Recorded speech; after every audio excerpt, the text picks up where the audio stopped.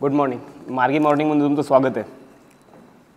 आज 16 फेब्रुवारी त्या अनुषंगाने आजच्या बातम्या हिंदू, एक्सप्रेस आणि रिजनल पेपर्स. हिंदूपासून आपण स्टार्ट करूयात. हिंदूमध्ये आज काय प्रकारची चर्चा आलेली आहे ही सुरुवातच आहे. बेसिक की इंडिया चायना डिसएंगेजमेंटची चर्चा चालू आहे.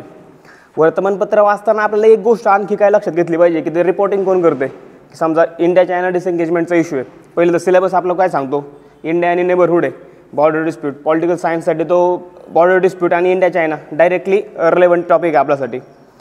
इंडिया चायना डिसएंगेजमेंट पहिली तर गोष्ट जॉग्राफिकल कमांड त्याच्यामुळे व्हायला पाहिजे की पाँग्सो लेक की त्याचं काय म्हणजे अपर आणि नॉर्थ आणि साऊथला काय प्रकारचं डिस्टन्स आलेलं आहे. फिंगर 4 आणि फिंगर 8 आत्तापर्यंतचं काय ठरलेलं आहे की फिंगर 4 पासून फिंगर 8 पर्यंतचा रिजन हा बफर करण्याचे प्रयत्न चालू आहेत. इंडियन पॅट्रोल ह्याच्या आधी फिंगर 8 पर्यंत चालू होतं. त्यांचे लोकेशन्स एकदा बारीक बघून घ्यायला पाहिजेत. दुसरी गोष्ट म्हटलं की लिहिणारे लोक कोण आहेत की समजा हिंदू असतो तर आपण दिनकर पेर लिहितात, चायना आनंद कृष्णन कव्हर करतात. हे पण एक कुठंतरी बघत राहिलं पाहिजे की कोण लोक कशाबद्दल लिहितात. दिनकर पेरी डिफेन्समधलं कुठलीही बातमी हिंदूमधली दिनकर पेरी देतात. मग त्यांच्यापर्यंत आपल्याला पोहोचता येतं का ह्या माध्यमाची आपण चर्चा केली पाहिजे. चायनाची कुठलीही बीट आली की ते आनंद कृष्ण आहेत, सुहासिनी हैदर आहेत, एकंदर डिप्लोमसी आणि फॉरेन पॉलिसीच्या रिलेटेड हे पण आपण पाहिलं पाहिजे. दुसरी हिंदूच्या दुसऱ्या पानावरती जी बातमी आलेली की इन्व्हायरमेंटच्या रिलेटेड की रिटर्न ऑफ नेटिव्ह. बातमीचं टायटल जे आहे की restoring green spaces using native plants. Green spaces आहे, ग्रीन स्पेसेस परत मिळवण्यासाठी जी काही स्ट्रॅटेजी रचली गेलेली आहे की नेटिव्ह प्लांट्स आहे तिथले जे स्थानिक वृक्ष असतील त्यांच्या पुनर्वापसीमधनंही मिळवायचं. आपल्याला एलियन स्पेसिसवरती बरेच वेळा प्रश्न येऊन गेलेले आहेत. हे आर्टिकल काय महत्त्वाचं आहे ते इथं आलेली जी टर्मिनॉलॉजी किंवा काही नावं आलेली आहेत ते आपल्या अनुषंगाने महत्त्वाची आहे. उदाहरणार्थ की सेना स्पॅक्टॅबिलिस हे इन्व्हिजिव्ह स्पेसिसचं नाव त्याच्यामध्ये आलेलं आहे की जी वायन किंवा मुदुमुलाई जे किंवा बंदेपूर हे जे नॅशनल पार्क आहे त्याच्यामध्ये आढळते. आपला प्रीला प्रश्न कसे येतात समजा इथं फक्त वायंद आहे, मुदुमुलाई आहे आणि बंदेपूरचे मेन्शन केलेलं आहे तर त्यांनी नॉर्थ साऊथ डिरेक्शन विचारलेली आहे की साऊथकडून जाताना पहिलं काय लागतं, क्रमाने विचारलेले ज्या गोष्टी आहेत. त्यानंतर अजून कुठली नावं आलेली आहेत की हिस्टॉरिकली काही महत्त्वाची असणारी जी आपली हिस्ट्रीची एनसाठी सांगते अशी काही नावं आहेत. उदाहरणार्थ कुरुंजी आहे म्हणजे माउंटन्स, मुलाई आहे ज्याला फॉरेस्ट म्हटलं गेलेलं आहे, मरुधाम आहे फार्मलँड, नैदल आहे कोस्टल लँड आणि पलाई आहे ड्रायलँड. आपण 6वी आणि 7वीची जर एनसाठी बघितली की चोला आणि चोलांच्या अंतर्गत काय प्रकारचं लँड रेव्हेन्यू स्ट्रक्चर राहिलं होतं तर त्या संदर्भात आपल्याला ही नावं मिळतात. लँड टॅक्सेसची माहिती आपल्याला 7वीची एनसाठी सांगते. त्याच्यामुळे बॅक टू बेसिक जो आपला कळीचा मुद्दा आहे. प्रश्न वेगळा इन्व्हायरमेंटच्या रिलेटेड पण तो आपल्याला हिस्ट्रीकडे घेऊन गेलेला आहे. त्याच्यामुळे त्या प्रकारची अंडरस्टँडिंग आपण डेव्हलप केली पाहिजे. दुसरा मुद्दा काय होता की नेटिव्हचे त्यांनी जे वापरलं समजा शोला वापरलेलं आहे, शोला फॉरेस्ट आपल्याला प्रीला प्रश्न पण येऊन गेलेला आहे की निलगिरी आणि शोला फॉरेस्ट यांचा काय संबंध आहे. दुसरे एक NGO दिले समजा वेटरी NGO दिले आणि त्याच्या काही उपक्रमांची चर्चा त्यांनी केलेली आहे. कोइंबतूरमधला प्रयोग दिलेला आहे की तिथं काय प्रकारे इंडस्ट्रीने अक्वायर केलेल्या स्पेसेसवरती इन्व्हायरमेंटल स्पेसेस प्राप्त केलेलं आहे. पुन्हा एकदा ही बारीक सारीक उदाहरणं काढून ठेवायला पाहिजेत. प्रीनंतर तो स्कोप राहत नाही की आपण त्या मेन्सला ती उदाहरणं काढू. त्याच्यामुळे ह्या उदाहरणांची कंटिन्युअस चर्चा आपण त्यांच्या शोधतच राहिलं पाहिजे. पुढची सायन्स अँड टेकची बातमी पेज नंबर 4 हिंदू की फास्ट टॅगची चर्चा आहे. सगळीकडे चर्चा आहे फास्ट टॅगची.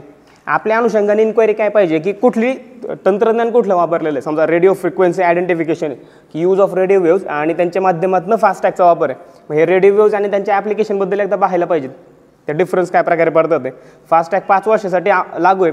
7 प्रकारचे कलर वेगवेगळ्या कॅटेगरीजनुसार दिलेले आहेत ते एकदा पाहून घ्यायला पाहिजेत. दुसरी एक महत्त्वाची बातमी जी पेज नंबर 9 आलेली आहे सायन्स अँड टेकच्या रिलेटेड की जिओस्पॅशियल डाटा पॉलिसी लिबरलाइज्ड. जिओस्पॅशियल डाटा की जी भौगोलिक माहिती ती मिळवणं आणि तिच्या ती खुली केलेली सध्या आपण जिओस्पॅशियल डाटाची ह्याच्या संदर्भात काय ना काय आर्ग्युमेंट्स येणारच आहे उद्या. त्याच्यामुळे ही बातमी एक आपण कंटिन्युअस फॉलो केली पाहिजे लिबरलायझेशनच्या संदर्भातली. इन्व्हायरमेंटच्या संदर्भात पेज नंबर 10 वरती एक बातमी आलेली आहे की leather back nesting sites could be overrun by Andaman project. आपली इन्क्वायरी काय प्रकारची असली पाहिजे. समजा लेदर बॅक लेदरबॅकची नेस्टिंग साईट आहे. लेदरबॅक टर्टल्स आणि त्यांची वैशिष्ट्य काय स्वरूपाची राहिलेली आहेत. ते नेस्टिंग कुठलं करतात ते एरिया कोणते. समजा ह्यांनी इंडोनेशिया, श्रीलंका आणि अंदमान निकोबार बेटे ही 3 नेस्टिंग साईट त्यांच्या उल्लेखलेल्या आहेत.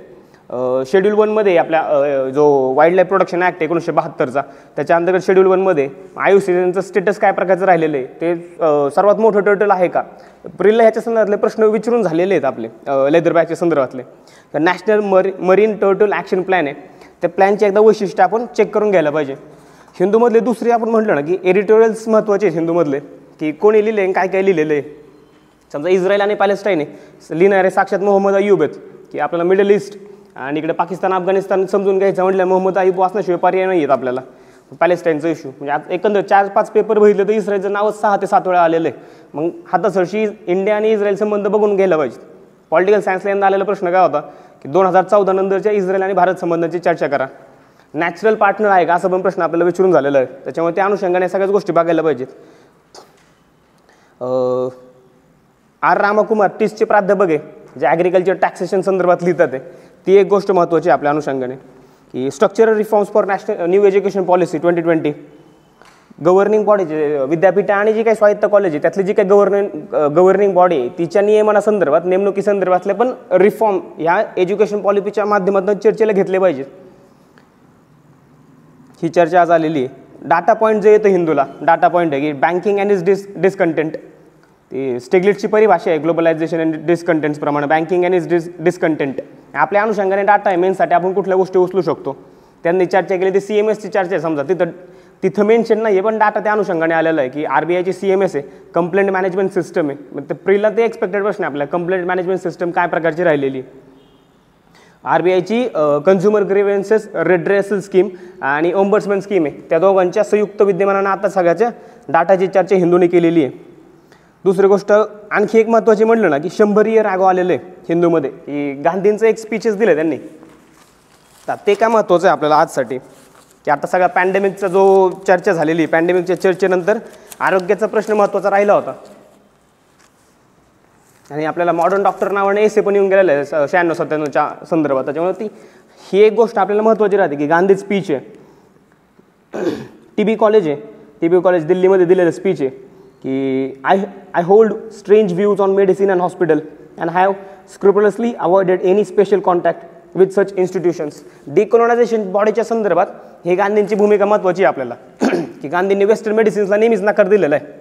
गांधी त्यांचा मुलगा आजारी असताना सुद्धा वेस्टर्न मेडिसिनला त्यांनी काय परवानगी दिलेली नाही आहे. त्याच्यामुळे गांधी आणि त्यांच्या ह्या मेडिसिनच्या संदर्भातल्या ज्या आर्ग्युमेंट्स आहेत, मेडिसिन म्हणजे तुमचं पहिलंच फील्ड आहे का, कोलोनायझेशन करण्याच्या संदर्भातलं पहिली क्षेत्र म्हणून मेडिसिन का बघितलं गेलेलं आहे का, त्या अनुषंगाने गांधींचे आता पॅन्डेमिकच्या चर्चेमुळे हा एसेला पण मुद्दा होताच आपल्याला.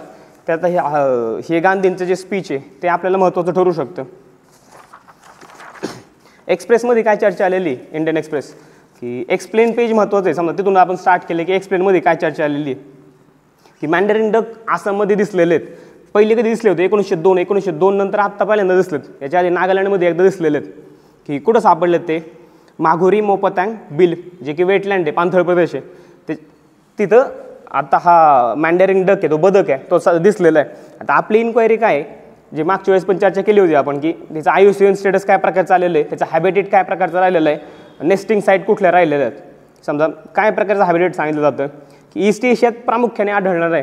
त्याच्या नेस्टिंग साईट्स ज्या Russia, Korea, Japan, north east China हे तिथंच दिलेली माहिती आहे. तिथे न दिलेली माहिती कुठली आहे ती याच्यात आपल्याला जास्त इंटरेस्ट आहे, की लिस्ट कन्सर्न आहे IUCNच्या स्टेटसनुसार.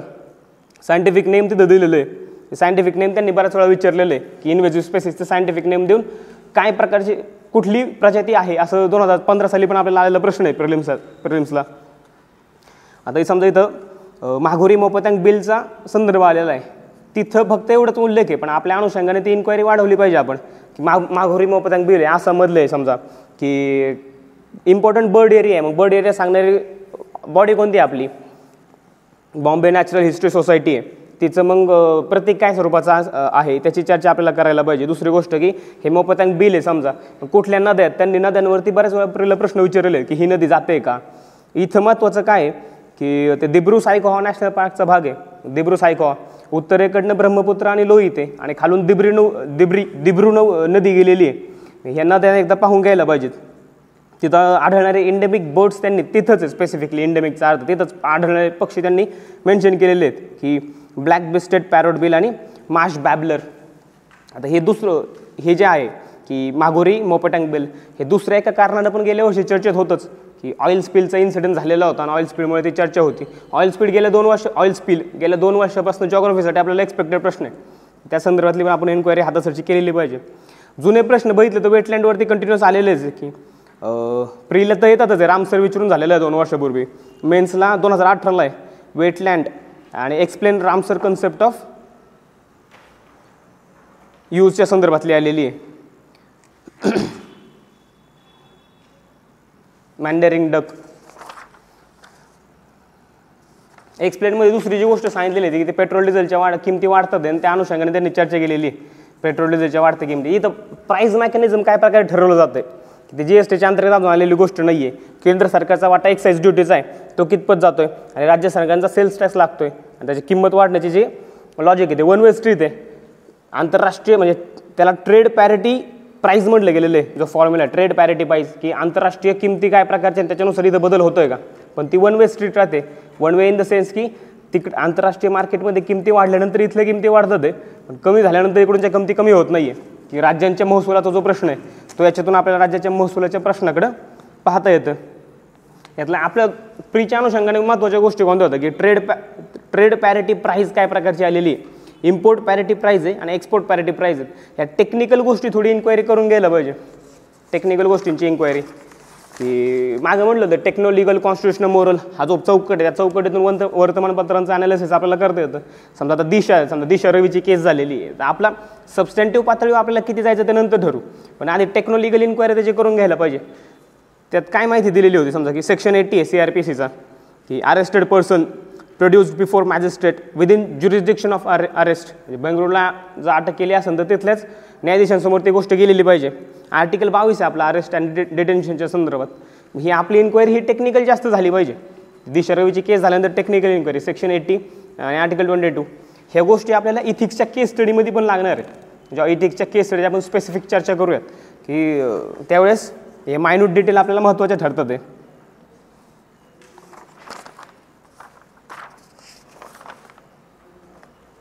दुसरी प्रायव्हसीची परत एकदा चर्चा आलेली आहे. सुप्रीम कोर्टात व्हॉट्सअपचं प्रकरण सध्या चालू आहे की तुम्ही $1 ट्रिलियन कंपनी असेल पण आम्हाला आमच्या प्रायव्हसीची काळजी आहे. सर्वोच्च न्यायालयाने आता म्हटलं होतं. इथून आपली इन्क्वायरी जी आहे ती परत एकदा राईट टू प्रायव्हसी आणि तिच्या अनुषंगाने उठणारे सगळे प्रश्न की आर्टिकल 21 आणि आर्टिकल 21चा पुट्टुस्वामी केसमध्ये लावलेला अर्थ, 3 गोष्टी त्यातल्या कळीच्या होत्या पुट्टुस्वामी केसमधून आलेल्या की कुठल्याही गोष्टीची जी चाचपणी सुप्रीम कोर्ट काय प्रकारे करणार आहे. एक तर लेजिटिमेट एम आहे का, second suppose to be the proportionality आणि third suppose to be the legality.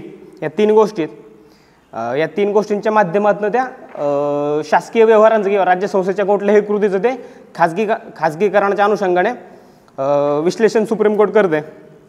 Legitimate M, proportionality आणि लिगॅलिटी. समजा प्रोपोर्शनॅलिटी आहे, डॉक्ट्रिन ऑफ प्रोपोर्शनॅलिटी मागच्या वर्षापासूनच एक्सपेक्टेड राहिलेलं आहे की इंटरनेट शटडाऊन त्या संदर्भातनं उठणारे मुद्दे. याच्यामुळं डॉक्ट्रिन ऑफ प्रोपोर्शनॅलिटी हा एकदा बघून ठेवायला पाहिजे. आपल्याला मागच्या वर्षी त्यांनी कलरेबल लेजिस्लेशन विचारून झालेलं आहे. माधव खोस्तांचं जे पुस्तक आहे त्यातून तो आलेला प्रश्न होता कलरेबल लेजिस्लेशनच्या संदर्भातला. डॉक्ट्रिन ऑफ प्रोपोर्शनॅलिटीच्या संदर्भात अनुराधा बसीन विरुद्ध कर्नाटकाची मागच्याच वर्षी झालेली केस आहे, त्याच्या संदर्भात तिचे काही प्रश्न उठलेले आहेत, ते एकदा पाहून घ्यायला पाहिजेत. व्हॉट्सअप प्रायव्हसीचा मुद्दा, प्रायव्हसी आणि इंडियन कॉन्स्टिट्यूशन, श्रीकृष्ण समिती आपण पाहिलेली आहे. जुने प्रश्न काय विचारले होते या संदर्भात की examine scope of fundamental rights in light of latest judgment of Supreme Court on right to privacy. 66A आपण कंटिन्युअस चर्चा केलेली आहे. 66A 69A काय IT ॲक्टचा, त्या संदर्भातले प्रश्न विचारून झालेले आहेत. किंवा 2012 आलेलं आहे what are the right within ambit of article 21. Article 21 तिचा विस्तार काय प्रकारचा आहे. आर्टिकल 21 एसेपर्यंत जाईल इतका मोठा आर्टिकल आहे. आणि मागच्या वेळेस आपण म्हटलं होतं की केवळ आर्टिकल वाचल्याने तिचं आकलन होत नाही, तर त्याला सुप्रीम कोर्टानं लावलेला अर्थ आपल्याला महत्त्वाचा ठरतो. त्याच्यामुळं संविधान वाचताना PM बक्षींचं इंडियन कॉन्स्टिट्यूशन आहे केसेससाठीचं, ते कंटिन्युअस सोबत ठेवूनच या गोष्टी पाहिल्या पाहिजेत आपल्याला. इंडियन एक्सप्रेसला इलेक्ट्रिकल व्हेकलच्या संदर्भातली बातमी आलेली की आता ही बातमी इथली समजा पुण्यातली बातमी, पण आपली इन्क्वायरी आपण काय प्रकारे केली पाहिजे की ते निमित्त मांडलं. पुण्यातले जे चार्जिंग स्टेशन उभारणार आहेत इलेक्ट्रिकल व्हेकलच्या संदर्भात, त्या अनुषंगाने एक इन्क्वायरी वाढवली की फेम स्कीम काय आलेली आपली की faster adoption and manufacturing of electric vehicles, की 2030पर्यंत 30% पेनेट्रेशन साधायचं इलेक्ट्रिकल व्हेकल्सचं. त्या अनुषंगाने फेम स्कीम आली, तिचा दुसरा टप्पा आता लागू होतोय. तेव्हा ही स्कीम हातासरशी बघून घ्यायला पाहिजे. निमित्त काय की पुणे महानगरपालिकेनं इलेक्ट्रिकल व्हेकलच्या संदर्भात स्टेशन उभारलेले आहेत. आता ह्या बारक्या गोष्टी आपल्याला कुठं लागतात. GS3चे उत्तर लिहिताना केस स्टडी म्हणून आपण ह्या गोष्टी कोट करू शकतो. परत ह्याची जी ॲनालिटिकल इन्क्वायरी आहे की इन्फ्रास्ट्रक्चरच्या संदर्भात उठणारे मुद्दे आहेत की एक तर चार्जिंग स्टेशनचा मुद्दा, दुसरा इलेक्ट्रिसिटीचा मुद्दा, कितपत सोय आणि कुठं सोय, आणि लिथियमचा इश्यू आहे की लिथियम बॅटरी आणि बॅटरीच्या अनुषंगाने. आता लिथियम म्हणलं परत चायनाकडे मुद्दा आपल्याला गेला पाहिजे की किती ऑफशूट्स निघते ते लिथियम आहे. आता कर्नाटकामध्ये एका ठिकाणी सापडले लिथियम, त्याच्यामुळे ती इन्क्वायरी केली. GST त्यांनी कमी केलेलं आहे इलेक्ट्रिकल व्हेकलच्या संदर्भात. ही आपली महत्त्वाची बातमी होती आपली सायन्स अँड टेकच्या अनुषंगाने.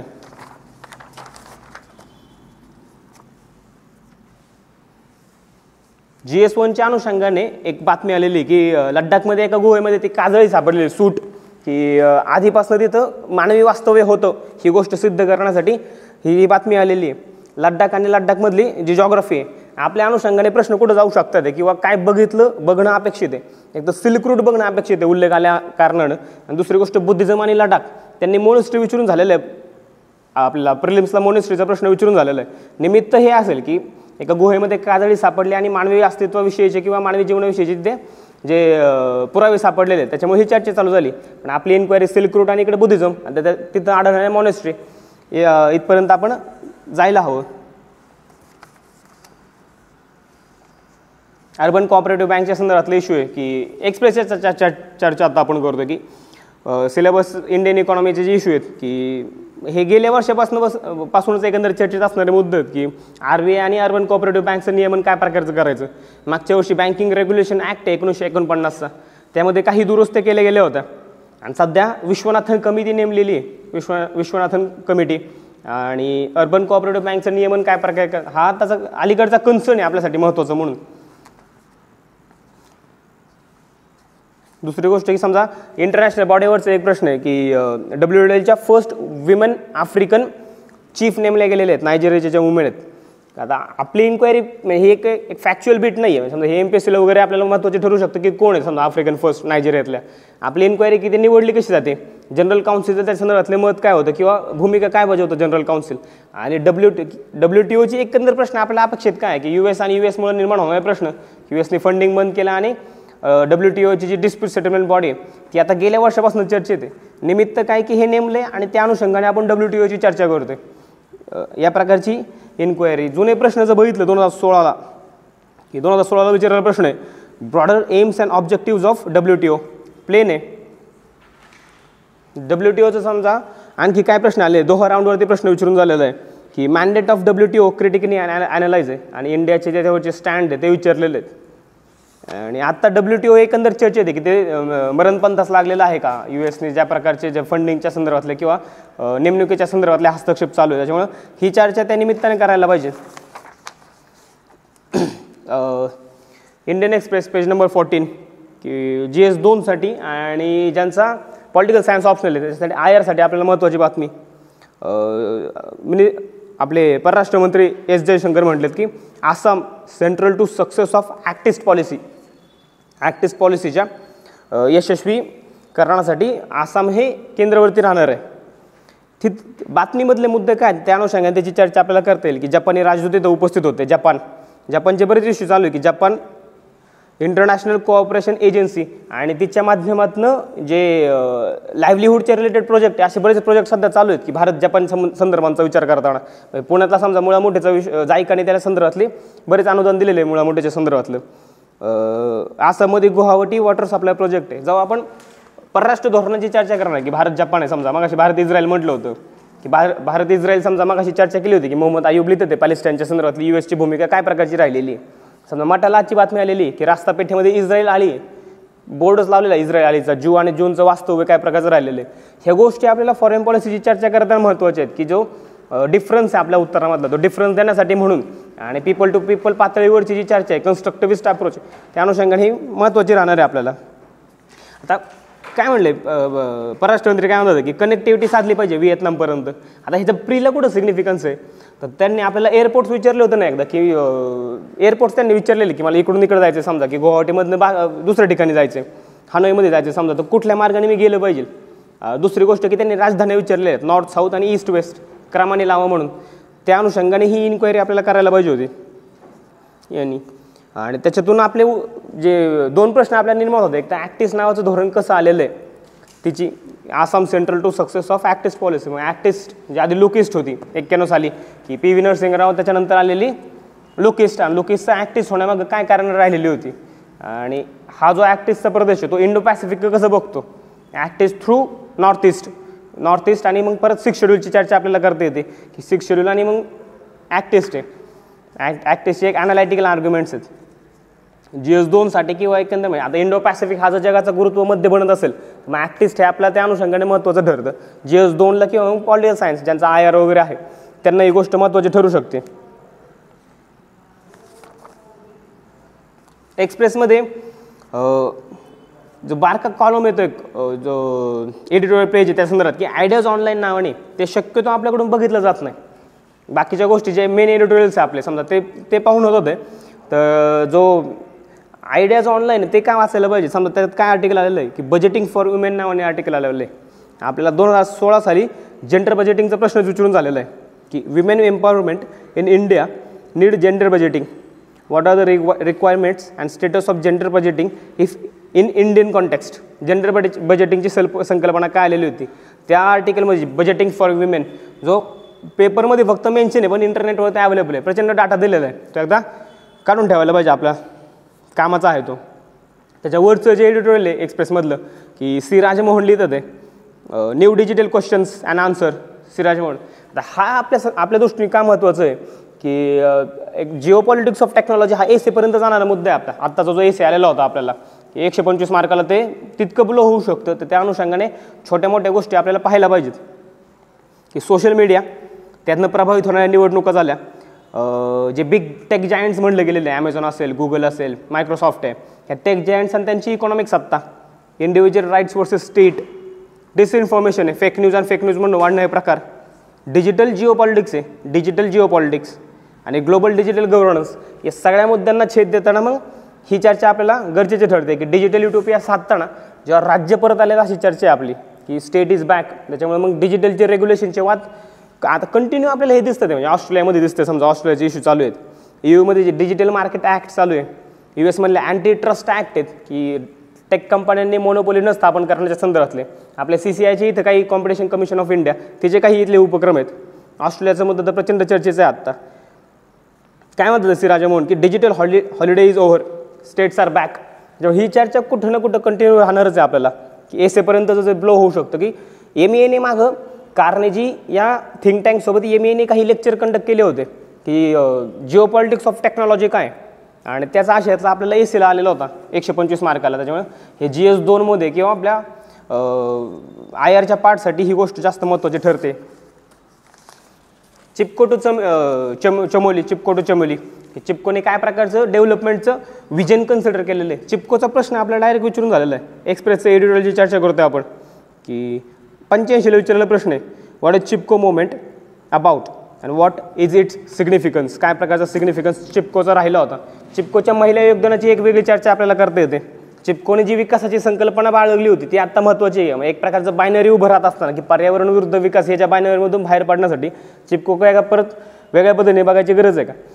ह्या एडिटोरियलचा आपल्याला सिग्निफिकन्स काय स्वरूपाचं आहे की नीती आयोगाने एक अभ्यास सादर केलेला आहे किंवा त्या संदर्भात कमिटी बसवलेली आहे की सुप्रीम कोर्टाच्या निवडांचा किंवा मग ज्या ज्युडिशियल बॉडी आहे किंवा कॉस्टो ज्युडिशियल बॉडी आहेत, NJT असेल, यांच्या निर्णयांचा परिणाम काय होतो की इकॉनॉमिक कॉस्ट ऑफ डिसिजन काय, एक्स अँटे ज्याला म्हटलं गेलेलं आहे की प्रोबेबल आहे की फॉरकास्टिक डिसिजन सुप्रीम कोर्ट होतं एक्स अँटे, आणि त्याच्या इकॉनॉमिक कॉस्ट काय प्रकारची राहते किंवा त्याच्या एकंदर विकासाच्या संदर्भात काय परिणाम पडतोय. ही गोष्ट का महत्त्वाची ठरते आपल्याला की हा एक्सपेक्टेड प्रश्न आहे की सुप्रीम कोर्ट आणि एन्व्हायरमेंट या दोघांच्या अनुषंगाने सुप्रीम कोर्ट आणि एन्व्हायरमेंटच्या संदर्भातले केलेले हस्तक्षेप आहे. समजा की सच्चिदानंद पांडेची केस आहे वेस्ट बेंगॉलमधली किंवा गंगेच्या संदर्भातले काही इश्यू आहेत, यमुनेचा विषय झालेला होता, आर्ट ऑफ लिव्हिंगचा प्रोग्राम आणि यमुनेचा विषय. त्याच्यामुळे ही गोष्ट थोडी सखोलतेने बघायला पाहिजे की सुप्रीम कोर्ट आणि एन्व्हायरमेंट 21च्या अंतर्गत राईट टू हेल्थ सुप्रीम कोर्टानेच मांडलेला आहे. मग ती केस कुठली होती ही इन्क्वायरी आपल्याला ह्या आर्टिकलच्या अनुषंगाने करणं महत्त्वाचं ठरतं. किंवा लोकसत्तेतली बातमी की POP मूर्त्यांच्या संदर्भात सुप्रीम कोर्ट काही रेग्युलेशन करते. एन्व्हायरमेंट आणि सुप्रीम कोर्ट ही एक ब्रॉड थीम, पॉलिटिकल सायन्सच्या ऑप्शनला तो प्रश्न विचारून झालेला आहे. त्याच्यामुळे GS2ला हा आपल्याला एक्सपेक्ट करायला पाहिजे की या अनुषंगाने काहीतरी येणं. चारधामच्या संदर्भात आत्ता जो सगळ्यात चमोलीचं डिझास्टर झालं त्याच्यानंतर रवी चोप्रा कमिटी बारीक बीट आलेली होती. रवी चोप्रा कमिटीची सुप्रीम कोर्टानं प्रतिसाद, चारधाम प्रोजेक्ट जो होता आपण बघितलं परिणिता दांडेकरांनी लिहिलं होतं की चारधाम प्रोजेक्टबद्दल लोकसत्तेला ऑक्टोबर 2020, आणि त्या संदर्भात सुप्रीम कोर्टाची रवी चोप्रा कमिटी महत्त्वाची होती.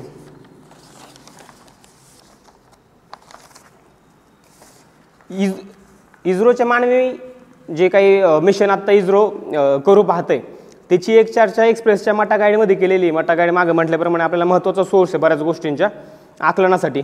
इस्रोचे मानवी अवकाश धोरण आणि ते कोण राबवते आणि त्या अनुषंगाने उठणारे मुद्दे.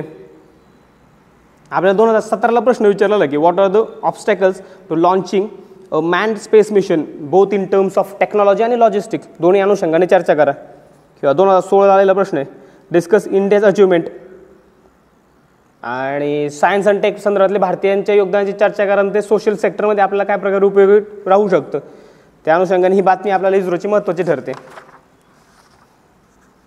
कामधेनू आयोग एक महत्त्वाचं इकॉनॉमिक्स ऑफ ॲनिमल रेलिंग आपल्या GS3 मधला सब्जेक्टचा भाग आहे. राष्ट्रीय कामधेनू आयोग की राष्ट्रीय गोकुळ मिशन आता मागं बजेटमध्ये केलेल्या आर्ग्युमेंट्स आहेत त्या अनुषंगाने ही गोष्ट महत्त्वाची आहे आपल्याला. मराठीमध्ये काही गोष्टीचं बघितलं ना मग की काय गोष्टी पाहायला पाहिजे होत्या. समजा की इंडो फ्रेंच नॉलेज समिट आहे ती पुढं ढकलली, लोकसत्ता आलेली बातमी आहे. युगांडांचा 9 देशांचा उदय असतं सुनील पोतनीस लिहितं ते. आपण म्हणलं की GS1चा जो डिकोलोनायझेशनचा पार्ट आहे त्यासाठी आपल्याला ही गोष्ट महत्त्वाची आहे. तिथं युगंड आलं की त्याने युगंडाचं निमित्त घेऊन जॉग्राफी बघायला पाहिजे की लेक व्हिक्टोरिया काय आणि लेक व्हिक्टोरिया काय आणि लेक व्हिक्टोरियाच्या शेजारी जे 4 राष्ट्र आहेत ते काय प्रकारचे आलेली आहेत. विश्वनाथन समितीचा मुद्दा आपण बघितला.